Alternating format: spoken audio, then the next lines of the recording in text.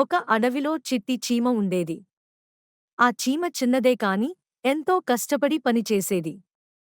రోజు పొద్దున లేచి తినేందుకు ఆహారం కోసం వెతికేది. ఒకరోజు చీమ నీటి దగ్గరికి వెళ్ళింది. అదే సమయంలో ఒక పెద్ద ఏనుగు అక్కడికి వచ్చింది. అది నీటిలోకి దూకి చీమపై నీటిని చల్లివేసింది.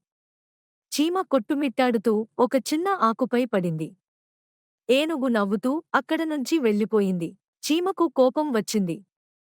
నేను చిన్నవే, కానీ నీకు బుద్ధి చెప్పాలి అని అనుకుంది. రేపు ఏనుగు నిద్రపోతున్నప్పుడు చీమ అది చెవిలోకి వెళ్ళింది. అక్కడ అల్లరి చేసింది. ఏనుగు బాధపడి అరవసాగింది. ఇక నేను ఎప్పుడూ చిన్నవాళ్లను ఇబ్బంది పెట్టను అని చెప్పింది. చీమ బయటకు వచ్చి నవ్వింది. అప్పటినుంచి ఏనుగు ఎప్పుడూ అందరినీ గౌరవంగా చూసేది. చిన్నవాళ్లను, పెద్దవాళ్లను. పెద్దదిగా ఉండటం గొప్ప విషయం కాదు. గౌరవంగా ఉండటం గొప్ప విషయం.